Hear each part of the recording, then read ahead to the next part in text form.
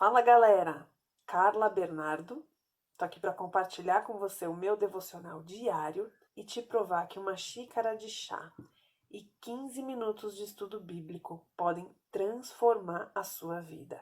Livro de Lucas, capítulo 13, versículos de 22 a 30. A porta estreita. Depois, Jesus foi pelas cidades e povoados e ensinava. Então, Jesus está viajando aqui, né? Passeando pelos povoados e ensinando. Prosseguindo em direção a Jerusalém. Então, ele estava a caminho de Jerusalém e foi parando nos povoados e nas cidades a caminho de Jerusalém e ensinando. Alguém lhe perguntou: Senhor, serão poucos os salvos? Ele lhes disse: esforcem-se para entrar pela porta estreita.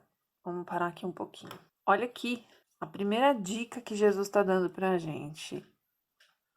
Esforcem-se. A salvação, ela vem pela graça. O que quer dizer graça? Quer dizer que não tem nada que a gente faça por mérito que garanta a nossa salvação. Nossa salvação vem através do sacrifício de Jesus na cruz por nós. Então não existe mérito nenhum na salvação. Ela é pela graça e de graça, ok? Então você não tem que se esforçar para ser salvo. Você vai entender aqui o que ele está dizendo, mas ele está dizendo que a gente tem que se esforçar. Para quê? Vamos lá. Porque eu digo a vocês que muitos tentarão entrar e não conseguirão. O que ele está falando? Da porta estreita. Quando o dono da casa se levantar e fechar a porta, sempre que Jesus fala de dono, o dono da vinha, o dono da casa, o dono do terreno, o dono é Deus, tá? É o dono de tudo.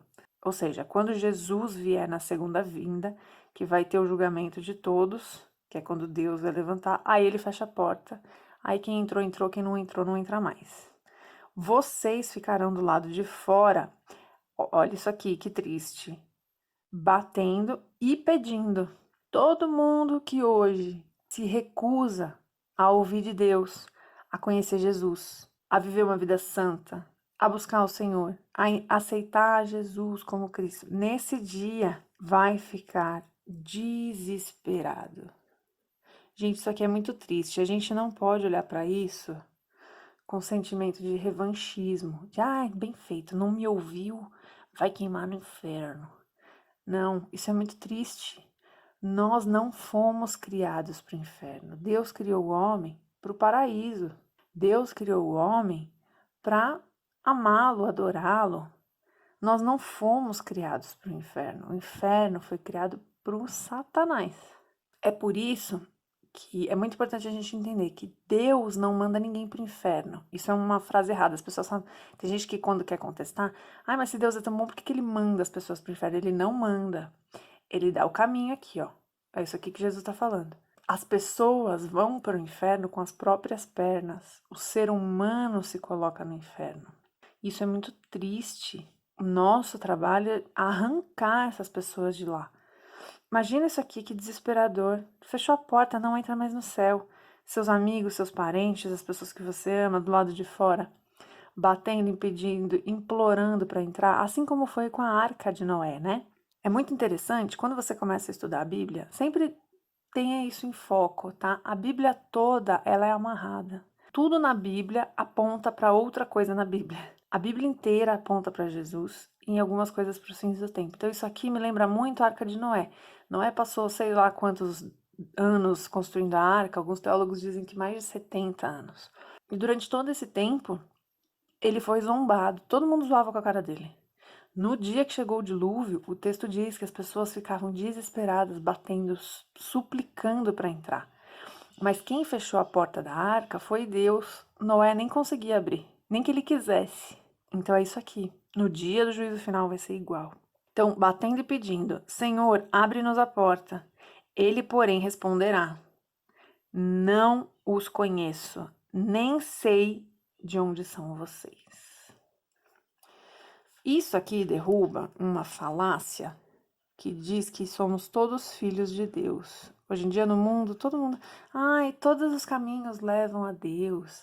Somos todos filhos de Deus. Somos todos criaturas. A gente se torna filho através de Jesus. Jesus é a porta estreita, que é isso que ele está falando. Você se esforça para passar pela porta estreita. Você se esforça para passar por Jesus. Se você não passar por Jesus, que é a porta estreita, é isso que Deus tem para dizer para você. Não te conheço. Não sei nem quem você é. Agora eu te pergunto: Deus não conhece? Deus não é onisciente? Deus sabe. Deus é onisciente. Deus criou todos os bebês no útero das mães. É Deus quem dá o sopro de vida. É Deus quem forma os ossos no ventre. Não é isso que a Bíblia diz?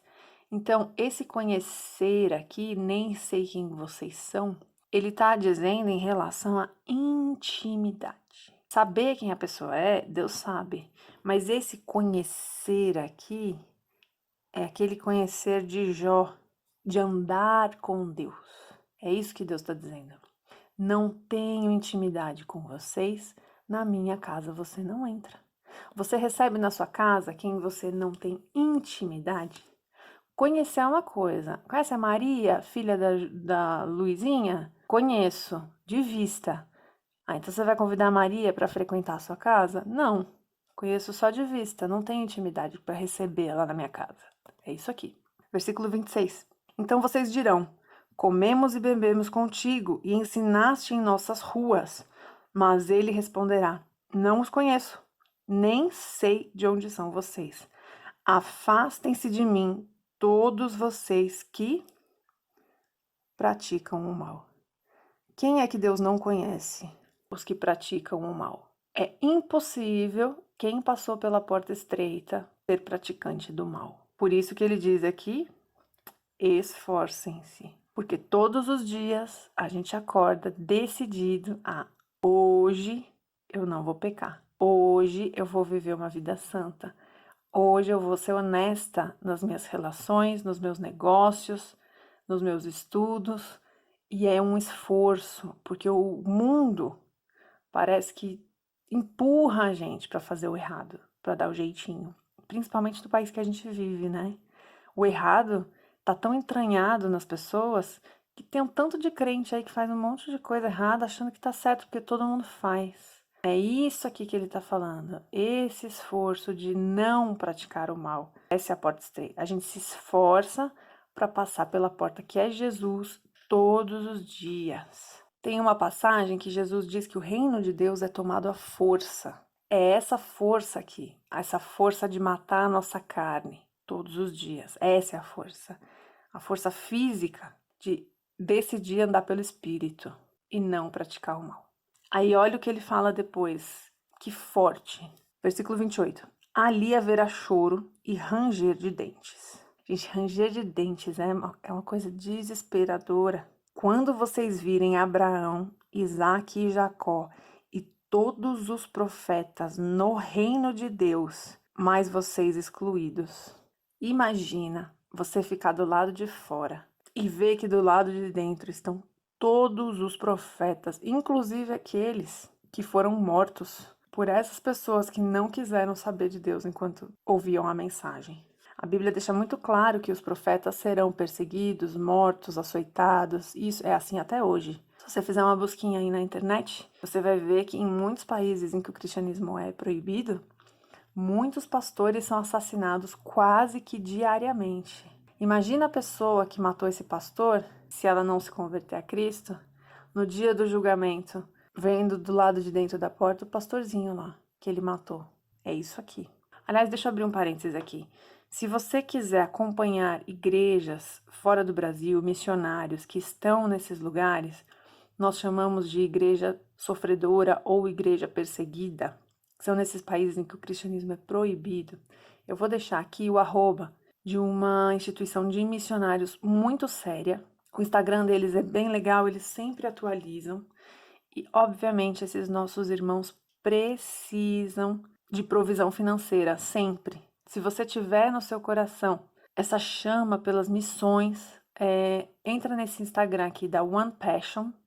One Passion significa uma paixão. E dá uma acompanhada lá. Eles mantêm diversos missionários em diversos países. E eles são bem transparentes, eles mostram os trabalhos, eles divulgam o que é possível, né? Porque tem países que são bem perseguidos.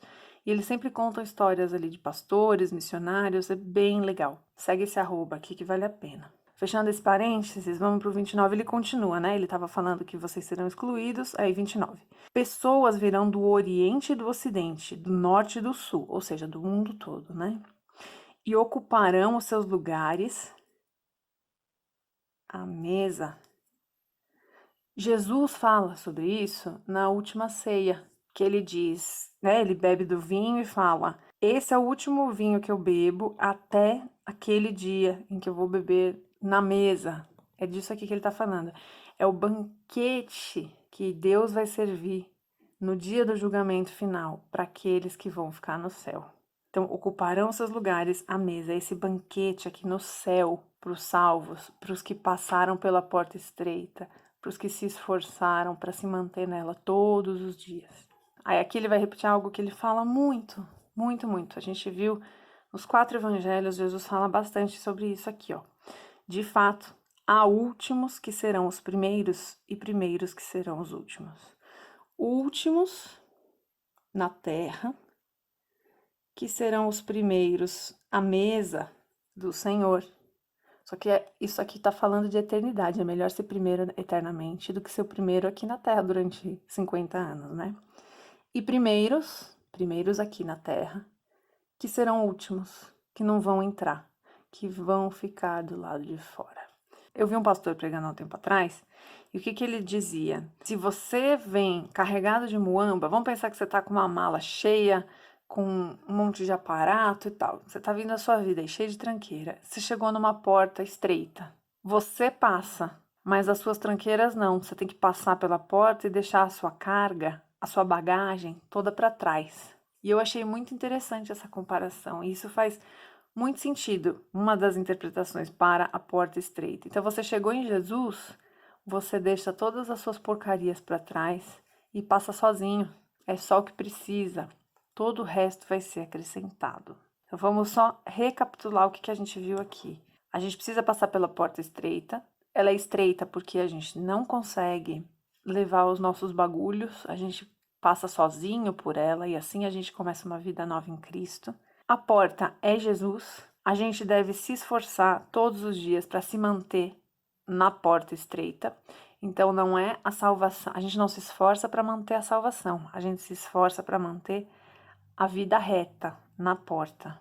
Quem não fizer esse esforço diário, quem não buscar a Deus, no dia do juízo, ele vai dizer que não te conhece.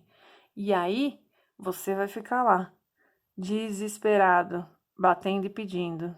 Não pratique o mal. E esforce-se em praticar o bem todos os dias, para que você tenha o seu lugar à mesa no dia do julgamento final. Que Deus te abençoe.